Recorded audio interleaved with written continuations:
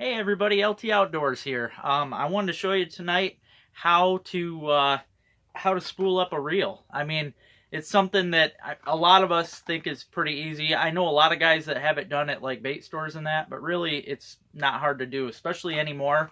A lot of the bait spools that you can buy at the store, they're ready and made to be put on easily and quickly. This is my line of choice, Berkeley Trilene. I've been using this for years.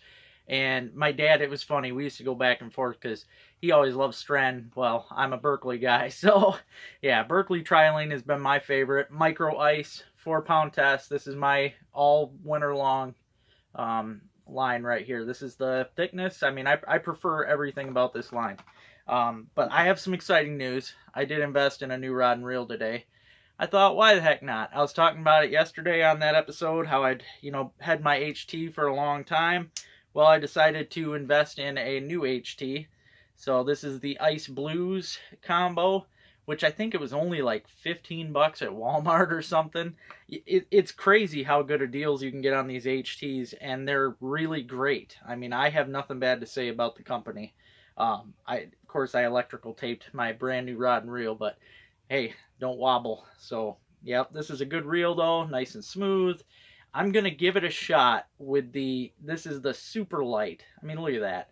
What's nice about this, and I'll tell you, I told you that having a medium light or just a light rod is like my go-to for winter.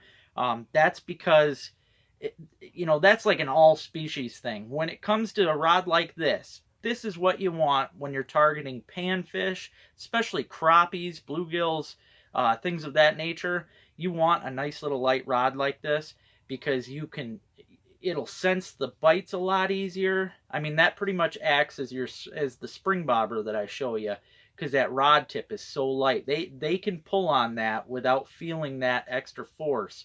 So it gives you, they'll eat it a lot quicker than if they were to feel that rod tip, they might spit it. But yeah, this is a really nice combo, and I'm pretty pumped. I'm going to be hopefully using it tomorrow. I've got big plans tomorrow. Going to be hopefully chasing some pike and some nice gills. But first, let's get this reel spooled up here. Like I said, most of these new spools you'll see at the store come with these nice little holes right here. What's cool about that is you open up the spool, take the spool line out. They always have a little piece of tape here holding the line on there to keep it all from coming unraveled. Alright, get you a little bit of line out of there. It can be tricky with this light stuff. Put it back in the box. I like to reach my finger in through this hole here to kind of grab a hold of that line, because otherwise it can be tricky. Yeah, there she is. Alright, now it's ready to spool. This thing works as the line holder for you. And what I do, I put this right between my legs, and I put a little bit of pressure. You can't see that line, but got line in my hands. Yep, you want to spool, I got horrible lighting in my room. Run your line through all the eyes and the rods.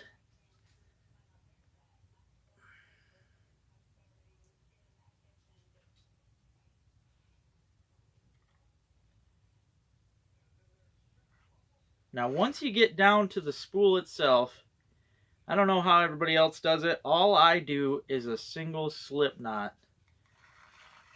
I will run it around the spool. You got to open the bail, of course, because if you don't, you just screwed the whole thing up. You're going to have to do it all again. But I wrap this line right here.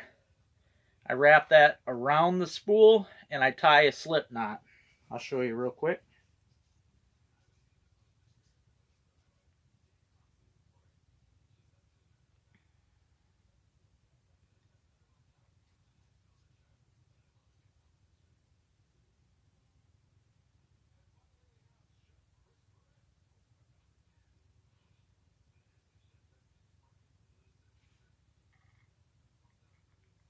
Alright, got me a slip knot tied here. As you can see, it's just kind of dangling. I don't mind the excess line or tail hanging off of it, because the good thing about slip knots is when you pull that tight, that tail's just going to disappear. Yeah. Alright. As you can see, I'm just pulling that slip knot right up tight to the spool. Now I'm just going to keep on pulling it around the spool just until that tail is tiny, just like that. Hopefully you can see that tail. Close the bail up. Now you're going to want to make sure the line's tight when you start. I always start by holding the line in between my fingers here, at least till I can catch back up with the spool. Alright, now I'm caught up with the spool. Tighten the drag. It seems to be loose for some odd reason. Now I just reel it right onto the rod. That's all there is to it. Now, most of these spools, yeah, 110 yards is what you get out of these small spools. Most rods usually hold about 90. Most of these little reels, 90 yards.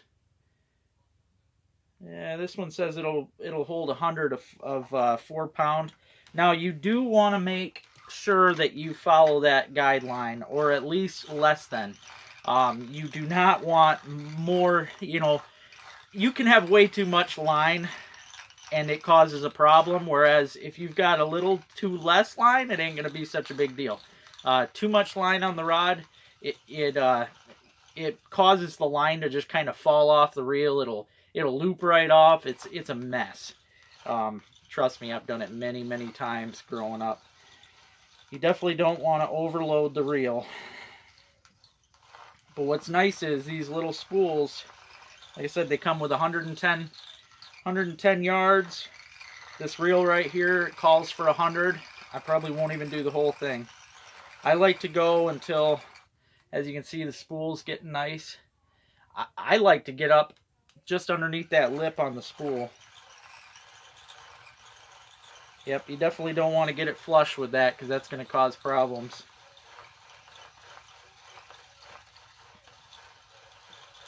But yeah, these new spools, I just love how they're making them now with these boxes, because, it used to be, I would actually have my mother hold a pencil, and I would stick it through the middle of the spool, and I would reel, off the pencil. But nowadays, with these boxes the way they are, I can do them myself, no problem. But, yep, getting down on the bottom of the spool, the line's getting just, that's perfect. And I know I'm not going to have a problem with this line. Yeah, I'm going to call that good. That's a perfectly filled up spool right there. And what I do is, any leftover line I have, I usually use for leader line, tie up harnesses or whatever else I want to do. There, bite it off. Now she's spooled up and ready to roll. I'll just tie on one of my lures here, and tomorrow, I can't wait to catch. I'm hoping to fix this right in with some big gills. Some more things I got today, guys. This HT tip up here, I'm going to try it because it seems to me that this will be, the way this one is set up with this bar, it should be more sensitive, which is really what you want. You don't want any of the fish to feel any kind of friction. You want that thing to go off without a doubt. So yeah, I'm gonna give this one a shot. Probably not tomorrow because I'm just having a blast with that automatic ice fisherman, but I am gonna rig this up. This will probably be my walleye and perch tip up. And then these ain't HT, but I've never heard of them before. Maybe you guys have. The slip lock bobber. Thought these were kind of cool because, slip bobbers, I love them to death, but they've always been kind of a pain because, it takes a little bit of time to take them off and put them back on. Well, this system here, yeah, this is going to be easy. I should be able to show you right here. This system has locks. Those things on the top and the bottom are actually locks. And what you can do is, you can slide this bobber right onto the line. You're still going to want your bead, or your stopper at least.